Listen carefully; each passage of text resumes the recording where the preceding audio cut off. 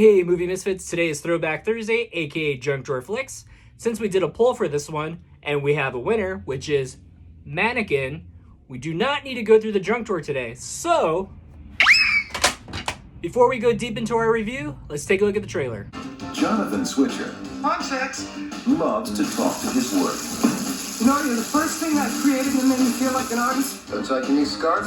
He never expected Not especially. to hear him talk back. I really think I'm going crazy. I am so glad you're working here. I never thought they'd hire anyone stranger than me. You're the only one who can see me like this. To the rest of the world, he's a disaster.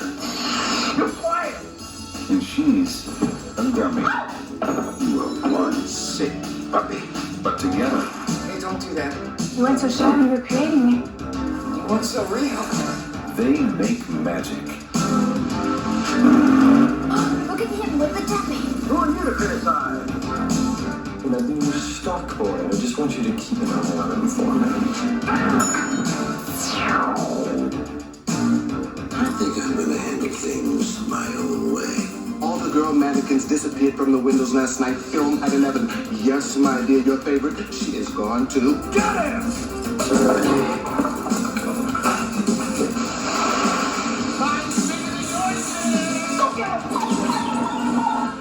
You're magic. He's talking to the devil again. Andrew McCarthy, Kim Cattrall, You know I would never bother you when you're getting a piece of wood. Mannequin.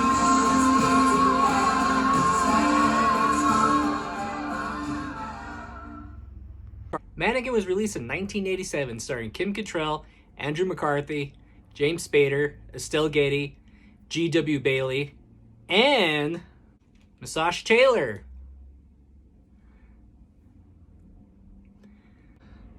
Our film opens up in ancient Egypt, aka a long time ago. Before I fully begin, I just want to say, back in the 80s, there was no such thing as fact-checking apparently. They just wrote the script, grabbed the makeup artist, and they shot.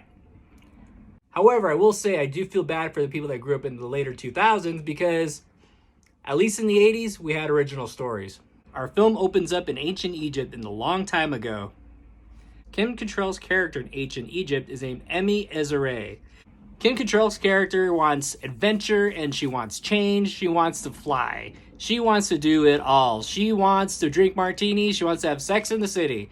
She wants anything but to be in ancient Egypt and be married to a camel dung dealer. Emma Ezere, I know you're in there.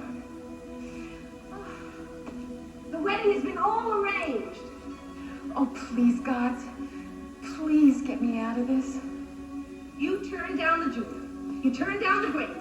You turned down the Pharaoh's food taster. There's only one man left who will have you. You are going to marry Hazara. So, what does he do? He's a fuel merchant. Mother. All right, so he sells camel dung. Forget it. You forget it. She calls out to the gods for an adventure. She does not want to be where she is. And as you might guessed it, in the 80s, the gods listened. And the gods have answered her prayers and she's now disappeared. And at this point, it's not really clear. Is she a spirit? Is she herself? Is she some sort of entity? Is she a cat? And she's basically traveling through time as we see in the opening credits here.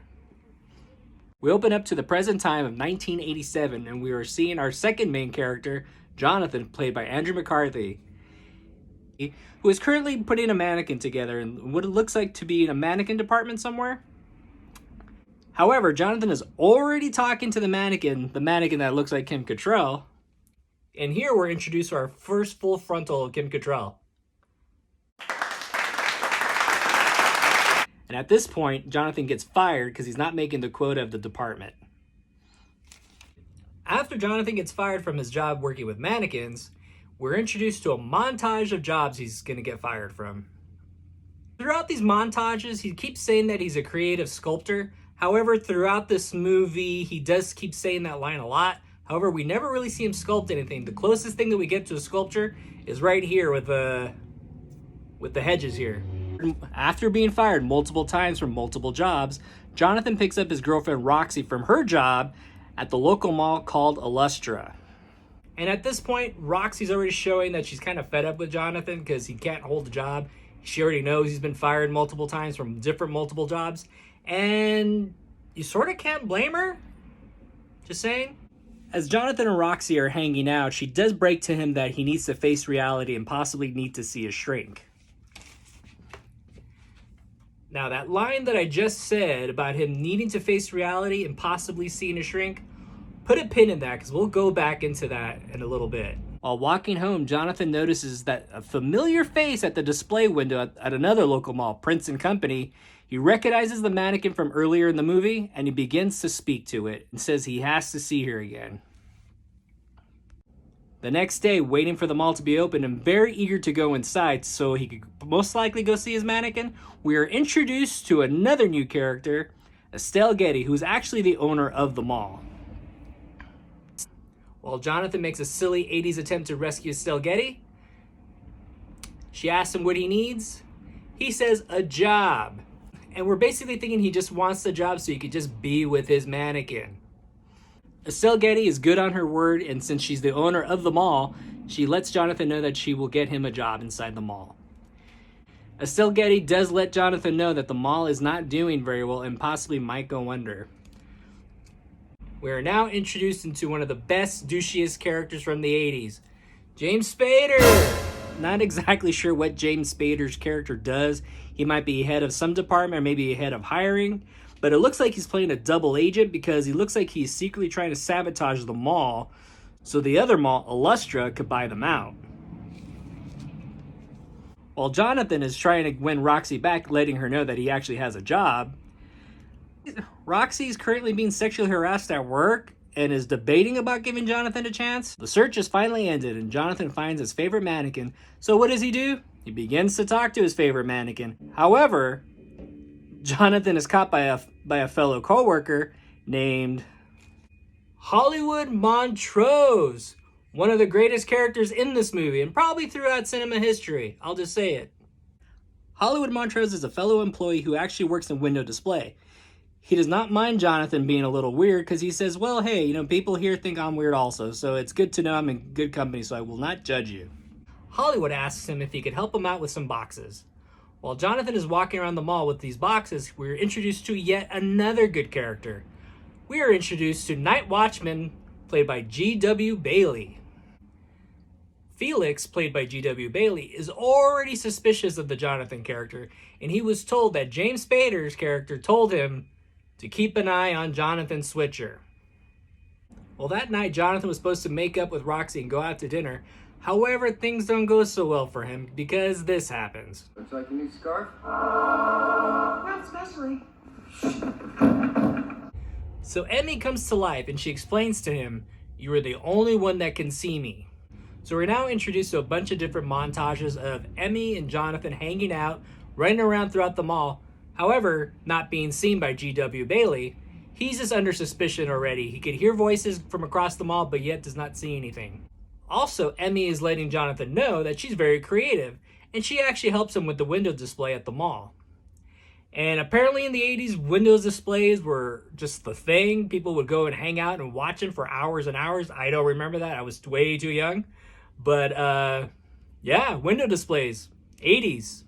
So the windows displays are actually a hit. They're drawing customers, they're drawing business back into the mall. The 80s, people love window displays, and they go inside the mall. So business is doing really well for the mall, and now they think they will not need to close. Now, back to my theory that I had mentioned previously. So as a kid growing up, I thought this was a fun movie, and I just enjoyed watching it. I liked all the characters. I had seen them all in various other films. I was excited to watch it.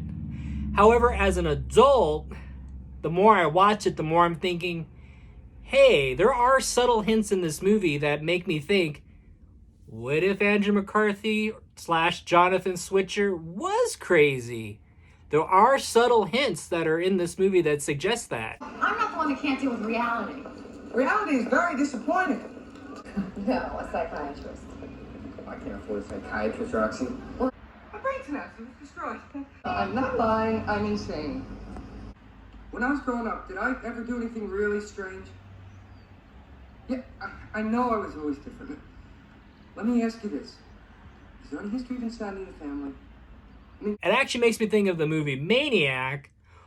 While the main character, after he kills each woman, he scalps their head and puts it on top of a mannequin and continues to speak to them. And we all know what happened at the end of the movie. The mannequins got their revenge. That was just a theory, because there's a lot of things that are pointing in that direction.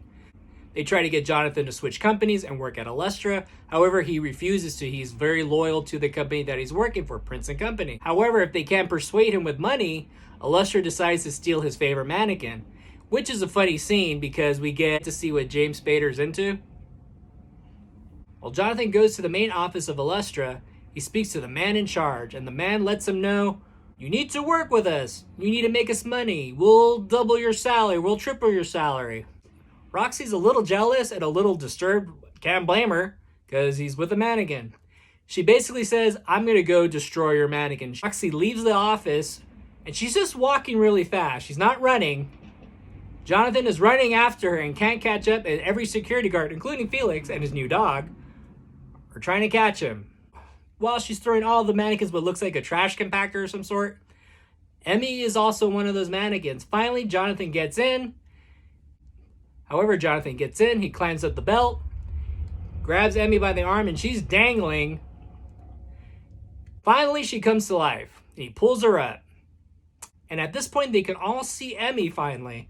So it looks like maybe he's not crazy or some sort of magic or mass hypnosis. I don't know. So at the end of the movie, they get married in the window display. It's 80s, it's cheesy, but we get a great soundtrack. Thank you for another episode of Junk Drawer Flicks. I'm Mike the Movie Misfit. I'll see you at the movies, hopefully in October for the new Halloween movie and the new Candyman movie. Don't forget to hit like. And don't forget to subscribe to my YouTube channel. I'm going to keep doing this regardless, so... Alright, thanks a lot. See you later. This